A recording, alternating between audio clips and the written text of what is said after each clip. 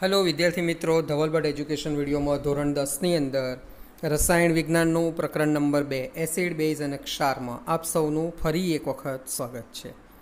વિદ્યાર્થી મિત્રો, આગલા અંકની અંદર આપણે એસિડ અને બેઝ વિશેની ઘણી બધી વાતો કરી, એની કેટલાક રાસાયણિક ગુણધર્મોની ચર્ચા કરી, આપણે તેની દાણાદાર ઝીંક અને એટલે કે ધાતુઓ સાથેની એસિડની પ્રક્રિયા, ધાતુઓની બેઝ સાથેની પ્રક્રિયા, ત્યારબાદ ધાતુ કાર્બોનેટ અને ધાતુ હાઇડ્રોજન કાર્બોનેટ સાથે એસિડ ઘટકોની પ્રક્રિયા, અને એના પછી આપણે આગળ એસિડ બેઝની પરસ્પર એકબીજા સાથેની પ્રક્રિયા કે જેને આપણે તટસ્થીકરણની પ્રક્રિયા તરીકે ઓળખીએ છીએ, ધાત્વીય ઓક્સાઇડની એસિડ સાથેની પ્રક્રિયા, અધાત્વીય ઓક્સાઇડની બેઝ સાથેની પ્રક્રિયા વગેરે વિશેની ચર્ચા કરી। ત્યારબાદ આપણે અન્ય એક એસિડ અને બેઝના જલીય દ્રાવણની અંદર વિદ્યુત વહનની જે ક્ષમતા હોય એના વિશેની પણ ચર્ચા કરી કે કયા દ્રાવણ હોય ત્યારે બલ્બ પ્રકાશિત થાય તેના આધારે આપણે કયા આયનો મુક્ત થાય છે તેની માહિતી મેળવી, કયા પ્રકારના ઘટકો હોય તો બલ્બ ચાલુ નથી થતો અને તેના આધારે તેનું શું આપણે નિરાકરણ કરી શકીએ છીએ એની પણ ચર્ચા કરી। હવે આજે આપણે એક નવી જ પ્રકારની કસોટીની ચર્ચા કરીએ કે એસિડ અથવા બેઝનું પાણીના દ્રાવણની અંદર શું રિએક્શન થાય છે। શુષ્ક HCl એસિડિક નથી, પણ HClનું જલીય દ્રાવણ એસિડિક છે। આ પ્રકારની એક કસોટી આપણે દર્શાવીએ। આ કસોટી દ્વારા આપણે કેટલીક અહીંયા તમને આકૃતિમાં દેખાય છે એ પ્રમાણે બે જુદી જુદી કસનળીઓ લીધેલી છે। કસનળીની અંદર આપણે શુદ્ધ અને શુષ્ક કસનળીમાં આશરે 1 ગ્રામ જેટલો ઘન NaCl એક નંબરની કસનળીમાં આપણે લઈશું અને બીજા નંબરની કસનળીની અંદર આપણે થોડોક જલજ સલ્ફ્યુરિક એસિડ લઈશું। હવે બંનેનું અવલોકન આપણે કરીશું અને અવલોકન બાદ આપણે લિટમસ ટેસ્ટ કરીશું। સૂકા અને ભીના ભૂરા લિટમસ પત્ર વડે બંનેની પરખ કરીશું। પહેલાં આપણે સૂકું લિટમસ પત્ર કસનળી નંબર 1 જે છે એના માટે લઈશું। સૌથી પહેલાં આપણે આની અંદર કેટલીક વસ્તુઓ વિશેની આપણે માહિતી લઈ લઈએ। તો કસનળી 1ની અંદર આપણે સૂકો હાઇડ્રોક્લોરિક એસિડ લીધેલો છે અને કસનળી 2ની અંદર આપણે જે એસિડનું દ્રાવણ લીધેલું છે। હવે આપણે 2 લિટમસ પત્ર, બંને વાદળી રંગના લિટમસ પત્રો લેવાના છે।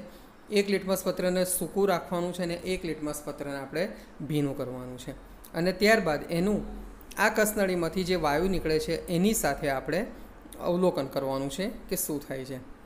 તો સૌથી પહેલું તો આ પ્રવૃત્તિની અંદર શુષ્ક HCl વાયુ અને HClના દ્રાવણના સ્વભાવ વિશેની આપણને માહિતી મળશે। તો પાણીની ગેરહાજરીમાં HClના અણુઓમાંથી H+ આયનનું અલગીકરણ સંભવ બને છે, એટલે આપણે એવું કહી શકીએ કે શું એસિડનું આયનીકરણ થશે। HClની જ્યારે પાણી સાથેની પ્રક્રિયા આપણે કરીશું તો આયનીકરણ થાય કે ના થાય અને HClનું પાણી વગર આયનીકરણ સંભવ બને? તો સૌથી પહેલું તો આયનીકરણ સંભવ બનશે નહીં પાણી વગર HClના અણુઓનું। હાઇડ્રોજન આયનને આપણે હંમેશા શેના વડે દર્શાવીએ છીએ? તો હાઇડ્રોજન આયનને આપણે H+ આયન વડે દર્શાવીએ છીએ। ધારો કે એસિડિક ગુણધર્મ હોય તો H+ આયન જવાબદાર છે અને બેઝિક ગુણધર્મ હોય તો OH- આયન જવાબદાર છે। આ વસ્તુ આપણે જાણીએ છીએ। હવે આલ્કલી બેઝની પાણીમાં દ્રાવ્યતા, તો આલ્કલી બેઝ એટલે બેઝિક જે હોય, પ્રબળ બેઝ હોય એવા ઘટકોની વાત કરીએ તો મુખ્ય 2 ઘટકો બેઝિક દ્રાવણ છે, NaOH અને KOH બંને બેઝિક છે। બેઝના ગુણધર્મો કેવા છે આપણે આગળ એના વિશેની ચર્ચા કરી ચૂકેલા છે કે ચીકણા, સ્વાદે તુરા અથવા તો કડવા હોય। તટસ્થીકરણની પ્રક્રિયાની આપણે વાત કરીએ તો એસિડ અને બેઝ વચ્ચે રાસાયણિક પ્રક્રિયા થઈને ક્ષાર અને પાણી મળે છે, જેને આપણે તટસ્થીકરણની પ્રક્રિયા તરીકે ઓળખીએ છીએ। આમાં પ્રક્રિયાના આધારે આપણે એવું નિશ્ચિત કહી શકીએ છીએ કે સૂકો એસિડ હોય, HCl એસિડિક નથી, પણ જો એનું જલીય દ્રાવણ હોય તો તે એસિડિક છે, કારણ કે તેમાંથી H+ આયન ઉત્પન્ન થતો હોય છે। હવે આપણે આગળ અહીંયા જે ભણી ગયા તેમાં સૌથી પહેલો મગજમાં એક પ્રશ્ન થાય કે પાણીની ગેરહાજરીમાં શા માટે એસિડના જેવી વર્તણૂક બતાવતા નથી? બહુ સિમ્પલ વસ્તુ છે। આપણે હમણાં જ આ પ્રવૃત્તિમાં એના વિશેની ચર્ચા કરી કે જ્યારે કોઈપણ પદાર્થની, એસિડિક પદાર્થની પાણીની ગેરહાજરીમાં એસિડ આયનો મુક્ત કરવાની વર્તણૂક હોય તો તે બિલકુલ શક્ય નથી. પણ જ્યારે કોઈપણ એસિડ, ધારો કે આપણે HCl લઈએ, તો HClની પાણી સાથે એટલે કે H2O સાથે પ્રક્રિયા થશે તો ત્યાં આગળ એ એસિડનું આયનીકરણ થવાની સંભાવના છે. અને આયનીકરણ થાય છે એટલે H+ આયનો મુક્ત થાય છે. તો આ H+ આયનો મુક્ત થાય તો H+ આયનો એ એસિડ હોવા માટે જ જવાબદાર છે. એટલે આપણે કહી શકીએ કે કોઈપણ એસિડ પાણીની ગેરહાજરીમાં એસિડિક વર્તણૂક દર્શાવતો નથી. જેમ એસિડિક વર્તણૂક માટે H+ આયન જવાબદાર છે, એવી રીતે બેઝિક વર્તણૂક માટે OH- આયન ઘટકો જવાબદાર છે. H+ આયનને આપણે હવે H+ આયન એ અસ્થાયી આયન છે. તે ઝડપથી પાણી સાથે પ્રક્રિયા કરીને H3O+ આયનમાં પરિવર્તિત પામે છે. આ H3O+ આયનને આપણે હાઇડ્રોનિયમ આયન તરીકે ઓળખીએ છીએ. એટલે એસિડ માટે જવાબદાર આયનોની અંદર વાત કરીએ તો H+ અથવા તો H3O+ આયન એ એસિડિક માટે જવાબદાર છે. આવી જ રીતે બેઝ માટે OH- આયનો જવાબદાર છે. એટલે આ વસ્તુ ખાસ આપણે ધ્યાનમાં રાખવાની કે આયનીકરણ એસિડનું પાણીની હાજરીમાં જ સંભવ બનતું હોય છે. હવે આપણે આના આધારે એક નવા પ્રકારનો પ્રશ્નનો સમજીએ કે મંદન પ્રક્રિયા એટલે શું. પરીક્ષાની અંદર 2 માર્કમાં આ પ્રશ્ન પૂછી શકાય. તો મંદન એટલે એસિડ અથવા બેઝને પાણી સાથે જ્યારે તમે મિશ્ર કરો છો ત્યારે તેના આયનો H3O+ અથવા તો OH- આયન એની સાંદ્રતામાં ઘટાડો થાય છે. તો આ પ્રક્રિયાને ડાયલ્યુશન અથવા તો મંદન પ્રક્રિયા તરીકે ઓળખવામાં આવે છે. અને આવા એસિડ અથવા બેઝને આપણે મંદ એસિડ અથવા તો મંદ બેઝ તરીકે ઓળખીએ છીએ. ધારો કે આપણે બહુ સિમ્પલ વાત કરીએ તો સાંદ્ર નાઇટ્રિક એસિડ અથવા સાંદ્ર સલ્ફ્યુરિક એસિડ એના પાણીમાં ધીરે ધીરે સતત જો હલાવતા જઈએ તો સાંદ્ર HNO3 અથવા તો સાંદ્ર H2SO4 એ છેવટે એની સાંદ્રતા ઘટતી જાય છે અને તે જલદમાંથી મંદ દ્રાવણ બને છે. સાંદ્ર એસિડને મંદ કરતી વખતે શા માટે એને પાણીમાં ઉમેરવામાં આવે છે? હવે પ્રશ્ન એ થાય કે એસિડને પાણીમાં ઉમેરો કે પાણીમાં એસિડ ઉમેરો, બંને વસ્તુ તો સરખી છે ને? તો ના, બંનેમાં બહુ ફરક છે. સાંદ્ર એસિડને જ્યારે મંદ કરીએ તો જો એસિડમાં પાણી ઉમેરવામાં આવે તો ઉત્પન્ન થતી ઉષ્મા મિશ્રણને બહારની તરફ ઉછાળી શકે છે અને જેના કારણે દજાવવાની સંભાવનાઓ વધી જાય છે. ઘણી વખત અતિશય વધુ ઉષ્માને કારણે જે કાચના પાત્રની અંદર તમે આ પ્રવૃત્તિ કરતા હોય એ પાત્ર તૂટી પણ શકે છે. આથી એસિડને મંદ કરવા માટે એસિડમાં પાણી ઉમેરવાના બદલે હંમેશા પાણીની અંદર એસિડ ઉમેરવામાં આવે છે અને ધીરે ધીરે આપણે ઉમેરવાનું. પાત્રની સપાટીને સ્પર્શ કરીને નીચે પડે ને એ રીતે આપણે એસિડ ઉમેરવાનું હોય, જેથી ઉત્પન્ન થતી ઉષ્મા સમગ્ર પાત્રમાં પ્રસરી જાય છે અને એના કારણે અન્ય કોઈપણ પ્રકારની હાનિ આપણે થતી ટાળી શકીએ છીએ. એટલે આ બંનેની અંદર બહુ ફરક છે. પાણીમાં એસિડ ઉમેરવો કે એસિડમાં પાણી ઉમેરવું, બંનેમાં બહુ ફરક છે. આ વસ્તુને પ્રયોગશાળામાં જ્યારે પણ તમે કરો ત્યારે તજજ્ઞ શિક્ષકની હાજરીમાં કરો. તમે ભવિષ્યમાં જ્યારે પણ 11 સાયન્સ કે 12 સાયન્સમાં જશો તો આ પ્રકારના પ્રાયોગિક અવલોકનો તમારે જાતે કરવાના આવશે, ત્યારે એ વખતે તમારે વિશેષ ધ્યાન રાખવું પડશે. હવે આપણે એક નવીન પ્રકારની વસ્તુ ઉપર જોઈએ કે તમે જ્યારે બજારમાંથી કોઈપણ રસાયણ ખરીદશો, કેમિકલ ખરીદશો, તો તમે જ્યાંથી પણ જે દુકાનમાંથી કે જે લેબોરેટરીમાંથી આ પ્રકારના વસ્તુઓને ખરીદો છો તો એની ઉપર કેટલાક ચોક્કસ પ્રકારના સાંકેતિક ભાષાઓ આપેલી હોય છે અથવા તો સિમ્બોલ આપેલા હોય છે. આપણે એ સિમ્બોલ વિશેની થોડીક ચર્ચા કરીએ. જાણકારી માટે બહુ જરૂરી છે. સંભવ છે કે એમાંથી પરીક્ષાની અંદર કોઈ એકાદ સિમ્બોલ વિશે પરીક્ષામાં ઓબ્જેક્ટિવ ટાઈપનો પ્રશ્ન પૂછી પણ શકે. તો આપણે એની ચર્ચા કરીએ. હવે તમારી સ્ક્રીન ઉપર તમને આવા કેટલાક સિમ્બોલનું એક સ્ક્રીન દેખાશે. એમાં સૌથી પહેલા નંબરનું જે છે ચોકડી કરેલી છે, ક્રોસ કરેલું છે. એ ક્રોસનો અર્થ થાય નુકસાનકારક, કે આ વસ્તુને સીધું આપણે અડવું નહીં, એ નુકસાન કરે છે. પછી નીચે તમે જોશો તો આગનું ચિહ્ન દેખાય છે, એટલે એનો અર્થ એ થયો કે આ વસ્તુ છે જ્વલનશીલ છે, મતલબ ઇનફ્લેમેબલ. તમે ઘણી વખત પેટ્રોલના ટેન્કર કે ડીઝલના ટેન્કર કે આવી કોઈ પણ વસ્તુ જતી હોય તો એની ઉપર ઇનફ્લેમેબલ આવું લખેલું હશે. ત્યારબાદ એના નીચે તમે જશો તો તમને એક નવીન પ્રકારનું જે દેખાય છે, બરાબર, એ વસ્તુ એવી સૂચવે છે કે તે ઘટક દાહક ઘટક છે, એટલે કે બર્નિંગ છે. એનાથી તમે નીચે જશો તો થોડુંક તમને સૂર્યોદય જેવું એક સિમ્બોલ દેખાય છે ને એની ઉપર એક નાનું ડેન્જરનું ખોપડી જેવું ચિહ્ન દેખાય છે. એનો અર્થ એ થાય છે કે એ ઘટક રેડિયો એક્ટિવ સક્રિય ઘટક છે. ત્યારબાદ એકલી ખોપડીનું નિશાન આપણે જાણીએ છીએ કે પોઈઝનિયસ છે, વિષાળુ ઝેરી પદાર્થ છે, નુકસાનકારક છે. ત્યારબાદ ફટાકડા ફૂટતા હોય એ ટાઈપનો એક સિમ્બોલ દેખાય છે જેને આપણે એક્સપ્લોઝિવ એટલે કે વિસ્ફોટક પદાર્થ તરીકે આપણે ઓળખી શકીએ છીએ. એની નીચેના ભાગમાં તમે જોશો તે એક જ્યોત દેખાય છે, જે આગળ જે આપણે જ્યોત જોઈએ એના કરતાં કંઈક અલગ પ્રકારની જ્યોત છે. આ જ્યોત જે છે ઓક્સિડેશન કરતા પદાર્થનું સૂચન કરે છે, એટલે ઓક્સિડાઇઝિંગ એજન્ટ છે. અને એની નીચે એક ત્રિકોણાકાર અને એની અંદર કેટલાક ઘટકો દેખાય છે, તો એ ઘટક સાંદ્ર એસિડ અથવા તો સાંદ્ર બેઝ હોવાનું સૂચન કરે છે.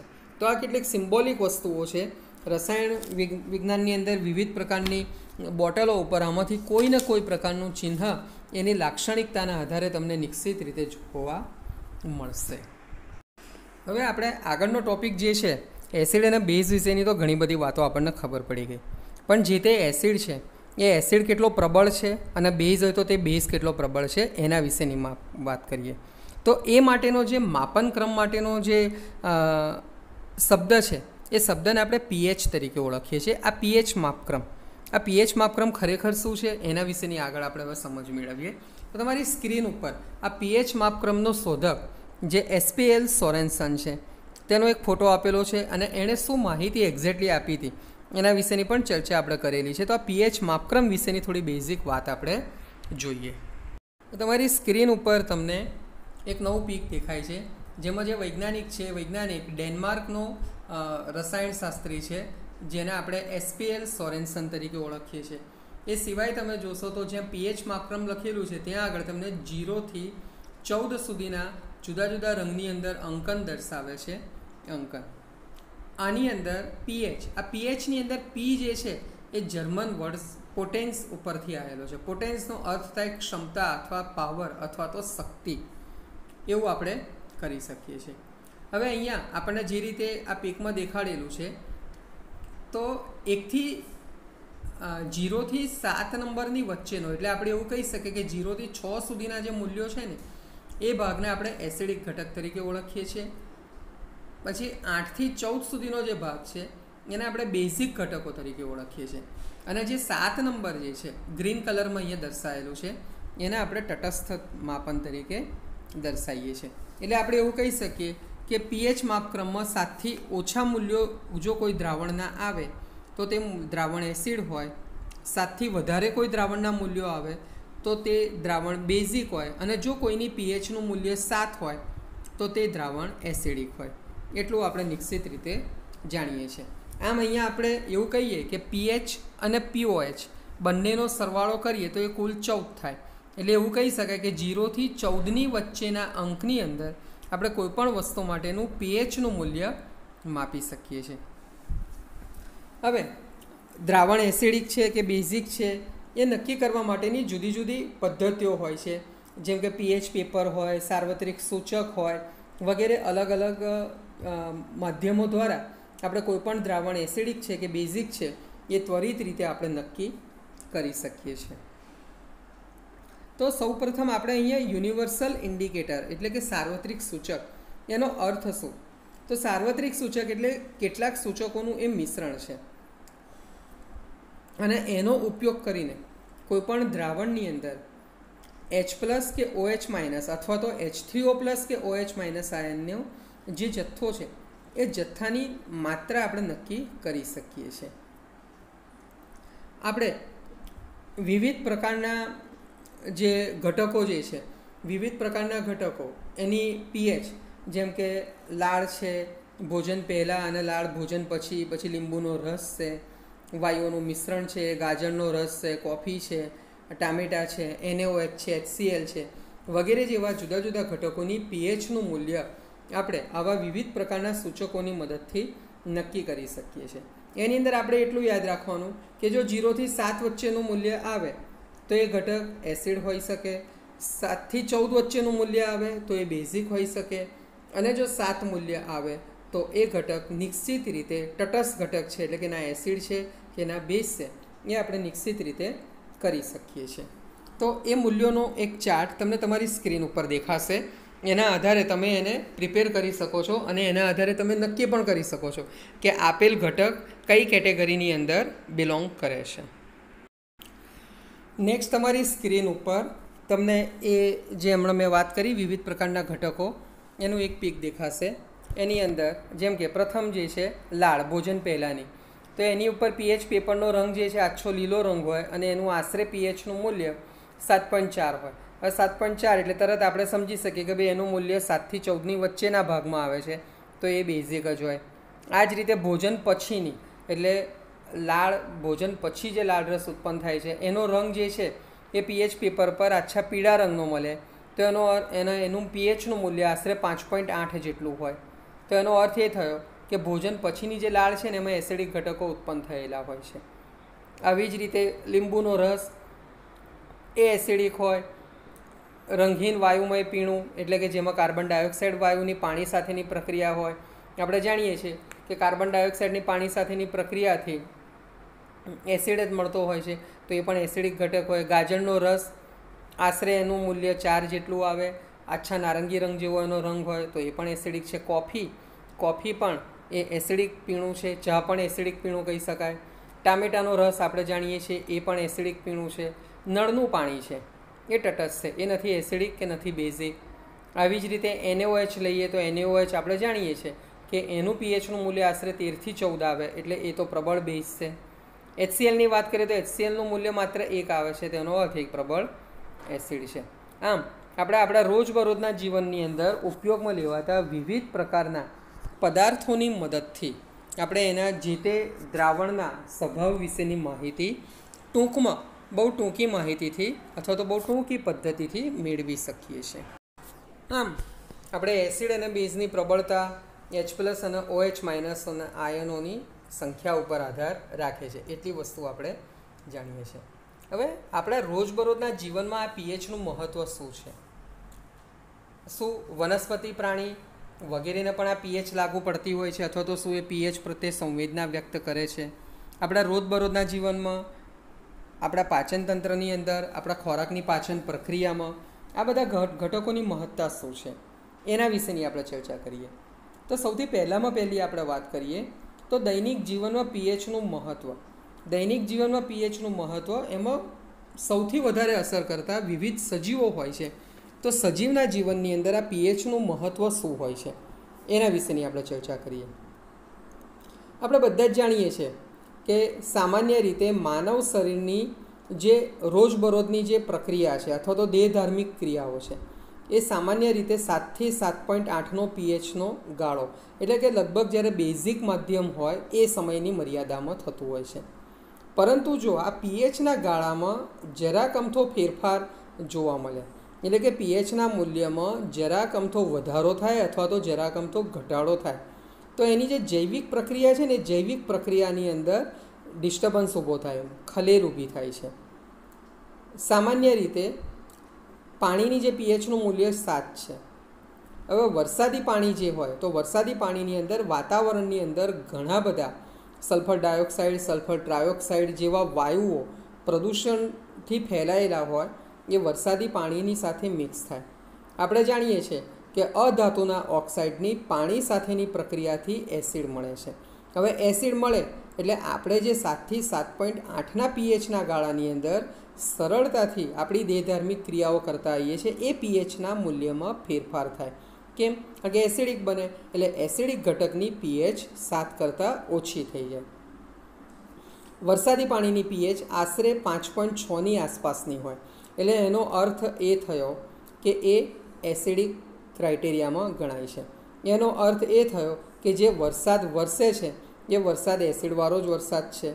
આ એસિડ વરસાદવાળું પાણી જ્યારે નદી, તળાવ કે વિવિધ પ્રકારના જળાશયોની અંદર ભળી જાય એટલે એના સજીવો, એની અંદર વસવાટ કરતા સજીવો અથવા તો એની ઉપર નિર્ભર કરતા જે સજીવો છે એ તમામને નુકસાનકારક હોય છે. માછલીઓથી લઈને સૂક્ષ્મજીવોથી લઈને જલજ વનસ્પતિથી લઈને મનુષ્યને પણ આ પીએચનો ફેરફાર એ નુકસાનકારક હોય છે. ઘણી સજીવ સૃષ્ટિના અસ્તિત્વ ઉપર પણ જોખમ વેરાતું હોય છે. હવે આપણે આગળ બીજા ઘટક વિશેની ચર્ચા કરીએ. હવે પાચન તંત્રમાં આ પીએચ કઈ રીતે મહત્ત્વનો ભાગ ભજવે છે એના વિશેની ચર્ચા કરીએ. તો આપણે જાણીએ છીએ કે મનુષ્યના ખોરાકના પાચન માર્ગમાં જઠર એ બહુ મહત્ત્વનો ભાગ છે. જઠરની અંદર હાઇડ્રોક્લોરિક એસિડ ઉત્પન્ન થાય છે અને હાઇડ્રોક્લોરિક એસિડ ઉત્પન્ન થાય એટલે જઠરને અંદર જે ખોરાક આપણે જાણીએ છીએ જૈવિક પ્રક્રિયાઓ પાઠની અંદર આપણે ભણી ગયા કે કોઈપણ ખોરાકને આપણે ચાવીને અન્નનળી મારફતે જ્યારે જઠરમાં આવશે ત્યારે ત્યાં આગળ એ ખોરાક 3 કલાક સુધી વલોવાવાની પ્રક્રિયા થાય છે. આ જે જઠર હાઇડ્રોક્લોરિક એસિડ ઉત્પન્ન કરે છે ને એ જઠરની આંતરિક ભાગમાં એટલે આંતરિક દિવાલો ઉપર કોઈપણ જાતનું નુકસાન પહોંચાડ્યા વગર ખોરાકનું પાચન કરવામાં મદદ કરે છે. પરંતુ આ દરમિયાન જો વધુ માત્રામાં એસિડ ઉત્પન્ન થઈ જાય તો જઠરની અંદર બળતરા પણ ઉદ્ભવે છે, જેને આપણે એસિડિટી તરીકે ઓળખીએ છીએ. હવે આ એસિડિટીના ઉપચાર માટે આપણે પ્રતિ એસિડ પદાર્થ અથવા તો એસિડનો વિરોધ કરી શકે એવો પદાર્થ જેને આપણે એન્ટી એસિડ તરીકે ઓળખીએ છીએ એ આપણે ઉમેરવો પડે. આ એન્ટી એસિડ તરીકે આપણે શું લઈએ છીએ તો ખાવાનો સોડા અથવા તો મિલ્ક ઓફ મેગ્નેશિયા જેને આપણે મેગ્નેશિયમ હાઇડ્રોક્સાઇડ એટલે કે MgOH તરીકે પણ ઓળખીએ છીએ. ખાસ કરીને આપણે જ્યારે તીખો તળેલો કે પછી વધુ પ્રોટીનયુક્ત માત્રા ધરાવતા ઘટકો એટલે કે માંસ, માછલી, ઈંડા વગેરે જેવો જ્યારે ખોરાક લીધો હોય ત્યારે જઠરની અંદર ઉત્પન્ન થતા આ એસિડની માત્રામાં વધારો થતો હોય છે અને જેને કારણે એ ખોરાકનું પાચન કરવામાં વધુ એસિડ ઉત્પન્ન થતો હોવાથી આપણને એસિડિટી થવાની સંભાવનાઓ પણ રહેલી હોય છે. તો આવા સમયે આ પ્રકારના પ્રતિ એસિડ પદાર્થો અથવા તો એન્ટી એસિડ પદાર્થોનો ઉપયોગ કરીને આપણે એ એસિડને તટસ્થ બનાવવાનો પ્રયત્ન કરીએ છીએ અને જેના કારણે આપણને રાહત મળે છે. આમ આપણે કહી શકીએ કે પાચન તંત્રની અંદર પણ આ પ્રકારના ઘટકોનું નિરાકરણ લાવવામાં પીએચ બહુ મહત્ત્વનો ફાળો અથવા તો મહત્ત્વનો ભાગ ભજવતી હોય છે. તમે પોતે પણ ક્યારેક ઓબ્ઝર્વેશન કરો, અવલોકન કરો કે તમે તમારી લાઈફની અંદર ક્યારેક કોઈ મોટા જમણવારમાં કે કોઈ લગ્ન પ્રસંગમાં કે અન્ય કોઈ પણ જગ્યાએ અથવા તો ક્યારેક મિત્રો સાથે તમે હોટલમાં પણ જમવા માટે ગયા હશો તો ક્યારેક આપણે આવું મસાલાવાળો, તીવ્ર તેલી, ઓઇલી ખોરાક અને વધુ ભારે ખોરાક કે જેની અંદર પ્રોટીનયુક્ત ઘટકોની માત્રા વધારે હોય તો એવો જ્યારે ખોરાક ખાધો હશે તો નિશ્ચિત રીતે તમને પણ આ પ્રકારની સમસ્યાનો સામનો ક્યારેક ને ક્યારેક કરવો પડ્યો હશે. તો એના નિરાકરણ માટે આપણે વિવિધ પ્રકારનો ખાવાનો સોડા છે, મિલ્ક ઓફ મેગ્નેશિયા છે, કેલ્શિયમ કાર્બોનેટ છે, એલ્યુમિનિયમ હાઇડ્રોક્સાઇડ છે, આ બધા પદાર્થો એવા છે કે જે એસિડ પદાર્થની એસિડિકતાને ઘટાડે છે એટલે કે એને તટસ્થ કરવાનો પ્રયત્ન કરે છે અને જેના કારણે આપણને રાહત અનુભવે છે. ઈનો પાવડર જે છે એ ઈનો પાવડર પણ આવો પ્રતિ એસિડ પદાર્થ જ છે. આપણે જાણીએ છીએ કે આપણે એનો ઉપયોગ ક્યારે કરતા હોઈએ છીએ. હવે આપણે ખેતીવાડીની અંદર એટલે કે જમીનની અંદર પીએચનું મહત્ત્વ શું છે એના વિશેની ચર્ચા કરીએ. તો વનસ્પતિનો સૌથી બેસ્ટ અને તંદુરસ્ત જો વિકાસ હોય ને તો એના માટે એની જે પીએચની મર્યાદા જે છે એ હોય તો બેસ્ટ થાય. હવે જમીન માટે પીએચની મર્યાદા જે છે એ 6.5થી 7.3ની વચ્ચેનો ગાળો એટલે કે ના બહુ બેઝિક હોવી જોઈએ કે ના બહુ વધારે પડતી એસિડિક જમીન હોવી જોઈએ. આપણે જાણીએ છીએ કે જેમ જેમ પીએચનું મૂલ્ય ઘટે એમ એસિડિકતા વધે છે એટલે 6.5 એ એસિડિકતાની શરૂઆત કહી શકાય, એ બહુ પ્રબળ એસિડિકતા ના કહી શકાય. હવે જો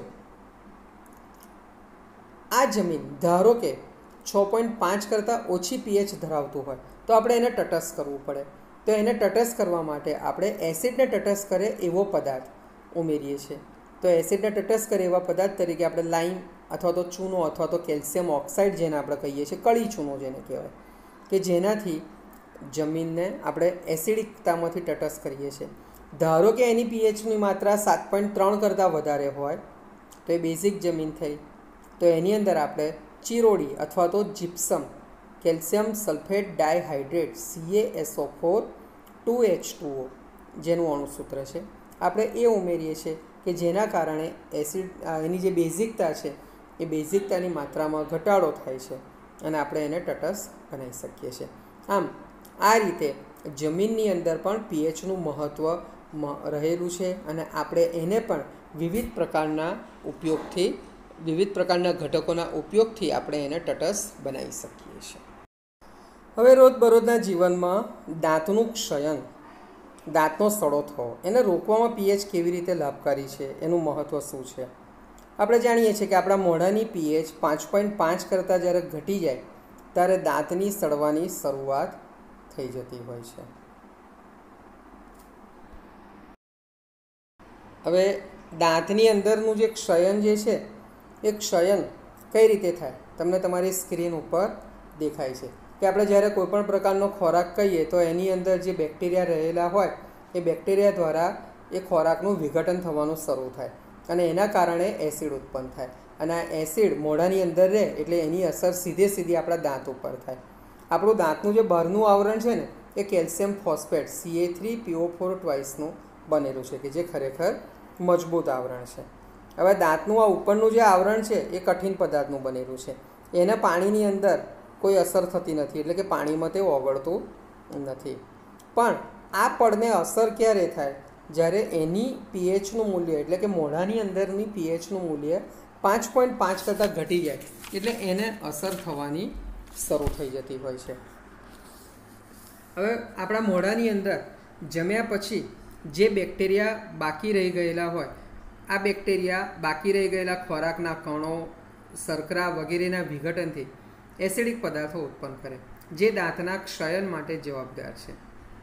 આવું કેમ થાય? તો ખાધા પછી ખોરાકના કેટલાક બારીક કણો આપણા મોઢામાં રહી ગયા હોય તો જ આ વસ્તુ થાય. તો આનો ઈલાજ શું? તો આના માટે બહુ સિમ્પલ વસ્તુ છે કે ખાધા પછી ઓલવેઝ આપણે વ્યવસ્થિત મોં સાફ કરવું જોઈએ. ચોખ્ખા પાણીથી મોઢું સાફ કરીને આપણે શક્ય હોય તો બ્રશ પણ કરવું જોઈએ. તમે બ્રશ કરશો એટલે બ્રશની અંદર જે તમે ટૂથપેસ્ટનો ઉપયોગ કરો છો ને એ ટૂથપેસ્ટની અંદર ક્ષાર જેવા પદાર્થો, એટલે કે બેઝિક પદાર્થો વપરાયેલા હોય. મોટાભાગની બધી ટૂથપેસ્ટ જે છે એની અંદર આપણે જાણીએ છીએ કે એની અંદર મીઠાનો ઉપયોગ થયેલો હોય. તમે ઘણી જાહેરાતોમાં પણ જોયું હશે, મેરે ટૂથપેસ્ટ મેં નમક છે. નમક એટલે ક્ષાર. આ જે ક્ષાર છે એ એસિડિક માધ્યમને તટસ્થ કરે છે અને એના કારણે આપણા ખોરાકના કણો ને બધું જે રહેલું હોય એ તો સાફ થાય છે, પણ સાથે સાથે આપણા મોઢાની અંદરની જે પીએચ જે 5 કરતાં પણ નીચે જવાની પોસિબિલિટી રહી જતી હોય છે એમાં ઘટાડો થાય છે અને અંદરના ભાગને જે વધારાનો એસિડિક યુક્ત ઘટક છે એને તટસ્થ કરે છે અને એના કારણે આપણે દાંતની અંદર થતો સડો અટકાવી શકીએ છીએ. આમ પીએચનો વ્યવહારિક રીતે દાંતનો સડો રોકવામાં પણ બહુ મહત્ત્વનો ફાળો છે. આપણા માટે બહુ નાની નાની કહી શકાય એવી વસ્તુઓ છે, પણ કેટલીક રાસાયણિક પદ્ધતિઓ અથવા તો રસાયણના સિદ્ધાંતોનો ઉપયોગ કરીને આ બધી વસ્તુઓને આપણે બહુ સરળતાથી આપણા ઉપયોગમાં લાવવાનો પ્રયત્ન કરી શકીએ છીએ અને આપણા ફાયદાકારક, એટલે કે આપણા હિત માટે આપણે આ બધી વસ્તુઓનો ઉપયોગ નિશ્ચિત રીતે સારી રીતે દર્શાવી શકીએ છીએ. હવે આપણે પીએચનો અંતિમ એક ઉપયોગ આપણે જોઈએ કે જ્યારે કોઈ પણ સૂક્ષ્મજીવ, ખાસ કરીને મધમાખી જેવા સજીવો આપણને ડંખ મારે તો શું એના ડંખની અસરની અંદર આ પીએચનો કોઈ ઉપયોગ, પીએચયુક્ત ઘટકોનો ઉપયોગ હોય છે? તો સૌ બહુ સિમ્પલમાં સિમ્પલ વસ્તુ હું તમને કહું કે જ્યારે આપણને કીડી કરડે છે ને ત્યારે કીડીના કરડવાથી પણ વેદના ઉત્પન્ન થાય છે. તમે જસ્ટ વિચાર કરો કે મધમાખીનો ડંખ તો કીડી કરતાં પણ વધારે પ્રબળ હોય તો એમાં કેટલી બધી વેદના સંભવ બની શકે. કીડી જ્યારે આપણને ડંખ મારે છે ને તો કીડી એ આપણા શરીરની અંદર એના ડંખ મારફતે ફોર્મિક એસિડ દાખલ કરે છે અને એ ફોર્મિક એસિડના કારણે આપણને વેદના થતી હોય છે, જલન થતી હોય અથવા તો બળતરા થતી હોય છે. પરંતુ જ્યારે મધમાખી કરડે છે ને તો મધમાખી ફોર્મિક એસિડ કરતાં પણ વધારે પ્રબળ લગભગ 26 જાતના એમિનો એસિડ ધરાવતો ઘટક મેલિક એસિડ આપણા શરીરમાં દાખલ કરે છે અને આ મેલિક એસિડ જ્યારે આપણા શરીરમાં દાખલ થાય છે એટલે પુષ્કળ વેદના ઉત્પન્ન થતી હોય છે. તો એનું નિવારણ કરવા માટે આપણે મધમાખીનો જે ડંખ હોય એની આસપાસના ભાગની અંદર મીઠું અથવા તો બેકિંગ સોડા કે જેને ખાવાના સોડા તરીકે પણ આપણે ઓળખીએ છીએ એ જો લગાવી દઈએ કે જે ક્ષારયુક્ત અથવા તો બેઝિક પદાર્થ છે કે જેટલા ભાગમાં લગાવવાથી એ જે એસિડિક ભાગ જે છે એનું તટસ્થીકરણ કરે છે અને જેના કારણે આપણને થોડોક સમય રાહત મળે છે. ત્યારબાદ આપણે બાકીની જે ટ્રીટમેન્ટ છે ડૉક્ટર પાસે જઈને આપણે સંપૂર્ણ સારવાર કરી શકીએ છીએ. કવચ નામની એક તૃણાહારી વનસ્પતિ છે. એ પાંદડાની અંદર ડંખ મારતા રોમ એટલે તંતુઓ એની અંદરથી પણ મતલબ આ એક વનસ્પતિ એવી છે કે જેના પાંદડાના તંતુઓની અંદરથી એ એસિડ ઉત્પન્ન કરે છે. મિથેનોઇક એસિડ છે. આથી આ મિથેનોઇક એસિડ જે છે આપણને દાહક અસર આપે છે. તો આ પ્રકારના જે કહી શકાય કે વિવિધ પ્રકારના ઘટકોની અંદર પીએચનો ઉપયોગ આપણે અનિવાર્ય બને છે. વિદ્યાર્થી મિત્રો, આટલા ભાગમાંથી પરીક્ષાની અંદર સૌથી અગત્યનો જો કોઈ પ્રશ્ન હોય તો દૈનિક જીવનમાં પીએચનું મહત્ત્વ. આપણે વિવિધ 5 પ્રકારના તબક્કાઓની ચર્ચા કરી. આ 5 તબક્કાઓની એટલે આપણે વાત કરીએ તો સજીવોના અસ્તિત્વમાં, જમીનની અંદર, પાચનતંત્રમાં, દાંતનું ક્ષયન રોકવામાં અને મધમાખીના ડંખની જે ઇલાજ છે એની અંદર આપણે પીએચનો જે ગાળો છે એના વિશેની ચર્ચા કરી. હવે આપણે આપણી આસપાસના જે કેટલાક વ્યવહારિક ઘટકો છે એ ઘટકોની પીએચ આશરે કેટલી હોય છે તેનો એક ચાર્ટ તમને અહીંયા દર્શાવેલો છે. તમારે ચાર્ટની અંદરના મૂલ્યો શક્ય હોય ત્યાં સુધી યાદ રાખવાનો પ્રયત્ન કરજો. જેમ કે શુદ્ધ પાણી તટસ્થ છે, એની પીએચ 7 હોય. દરિયાનું પાણી એ પણ ક્ષારવાળું હોય એટલે એ પણ 8.5 એની પીએચ દર્શાવે છે. જઠર રસની અંદર 1 થી 3 જેટલું, કારણ કે એમાં HCl ઉત્પન્ન થતો હોય છે. લાળ રસની અંદર 2 તબક્કા હોય, એક જમ્યા પહેલાંનો તબક્કો અને એક જમ્યા પછીનો તબક્કો. જમ્યા પહેલાંનો તબક્કો બેઝિક ઘટક હોય એટલે એ વખતે એની પીએચનું મૂલ્ય સંભવ છે કે 7ની ઉપર હોય, પણ જમ્યા પછી આ મૂલ્ય 7 કરતાં ઓછું પણ સંભવ બની શકે. લોહીની જે પીએચ છે 7 કરતાં વધારે હોય એટલે કે 7.45ની આસપાસ આપણે આશરે 7.4નું એનું મૂલ્ય છે. પેશાબ અથવા તો મૂત્રની જે પીએચ છે એ પણ 5.5 થી 7.5ના ગાળામાં હોય છે. દૂધની અંદર લેક્ટિક એસિડ રહેલો હોય છે. એસિડ ઘટક છે એટલે નેચરલી એનું પીએચનું મૂલ્ય પણ એસિડિક મૂલ્યની અંદર આવવાનું આશરે 6.3 થી 6.6 જેટલું છે. લીંબુના રસની વાત કરીએ તો એનું પણ એસિડિક મૂલ્ય દર્શાવે છે. ત્યારબાદ ટામેટાની વાત કરીએ તો ટામેટાનો રસ પણ ખટાશવાળો હોય. ખટાશ એટલે એસિડ ઘટક ચોક્કસ હોય. કોફીની અંદર પણ પીએચ હોય. ખાવાના સોડાનું જલીય દ્રાવણ એ તટસ્થ ઉપરનો ગુણધર્મ એટલે કે આશરે બેઝિક ગુણધર્મ ધરાવે છે. બરાબર. વોશિંગ સોડા જે છે એનું જલીય દ્રાવણ પણ બેઝિક હોય છે. આમ વિવિધ ઘટકો આપણી આસપાસના છે એના પીએચના મૂલ્યો પરથી આપણે નિશ્ચિત રીતે વિવિધ પ્રકારના ઘટકોનો ઉપયોગ આપણે આપણા રોજબરોજના જીવનમાં કેટલો અને કેટલી માત્રામાં કરવો એટલો વિવેક આપણે ચોક્કસ રીતે કેળવીને આપણી તંદુરસ્તીને જાળવી શકીએ છીએ. તો વિદ્યાર્થી મિત્રો, આજે આપણે બહુ રસપ્રદ ચર્ચા કરી. હવે નેક્સ્ટ અંકની અંદર આપણે ક્ષાર વિશેની ચર્ચા કરીશું. વિદ્યાર્થી મિત્રો, આપણો પાઠ પૂર્ણતાના આરે છે. ધ્યાનથી મારા દરેક વિડીયો વારંવાર જોઈને વાંચતા રહેજો. All the best.